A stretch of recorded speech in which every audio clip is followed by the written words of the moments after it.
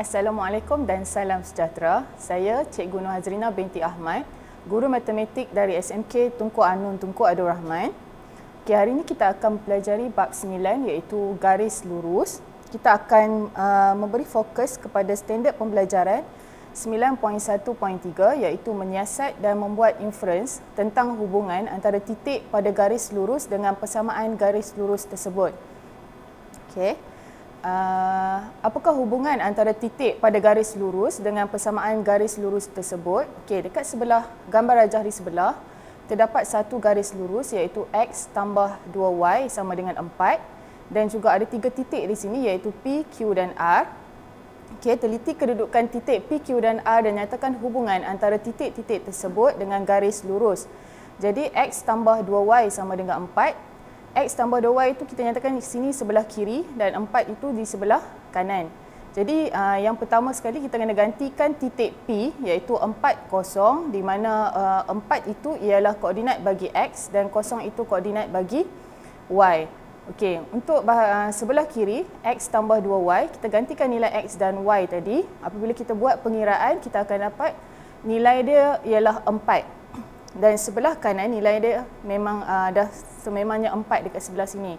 Jadi nilai kiri dan kanan adalah sama. Okey, apabila kita gantikan titik Q 21, okey, 2 ialah koordinat X dan Y 1. Okey, gantikan dekat sebelah kiri ni kita akan dapat nilai 4. Jadi 4 adalah sama dengan sebelah kanan, nilai sebelah kanan iaitu 4 juga. Okey, untuk titik R pula koordinat R ialah 1, 2. 1 ialah koordinat X dan 2 ialah koordinat Y. Jadi kita gantikan dekat sini. Kita akan dapat nilai 5. Okey, 5 tidak sama dengan nilai sebelah kanan iaitu 4. Nilai kiri dan kanan tidak sama.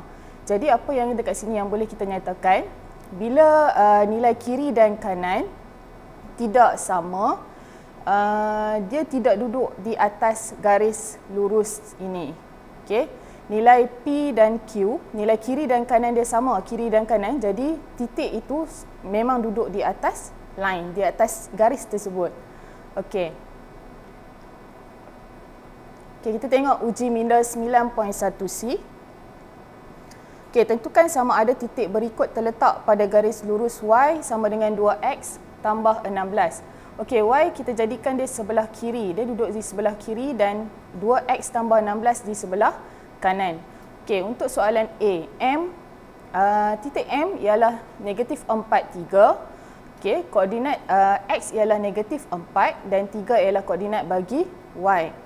Jadi, sebelah kiri ialah Y. Jadi, kita gantikan nilai Y dekat sini. Dia akan jadi Y sama dengan 3.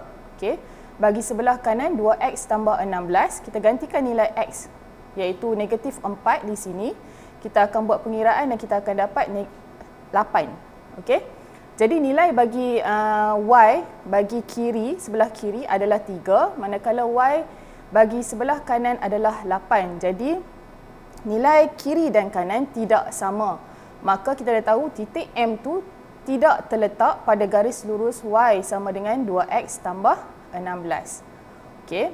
Untuk soalan B iaitu N 1, koordinat X ialah 1, koordinat Y ialah 18. Jadi kita gantikan sebelah kiri Y. Y ialah 18 nilai dia. Jadi sebelah kanan 2X tambah 16. Kita gantikan dengan 1. Okey. Jadi dekat sini bila kita buat pengiraan kita akan dapat 18. Okey. Sebelah kiri nilai dia Y sama dengan 18. Sebelah kanan Y pun sama dengan 18. Jadi dekat situ kita boleh nyatakan N 118 itu terletak pada garis lurus Y sama dengan 2X tambah 16. Okey, itu saja pembelajaran kita untuk hari ini. Sekian, terima kasih.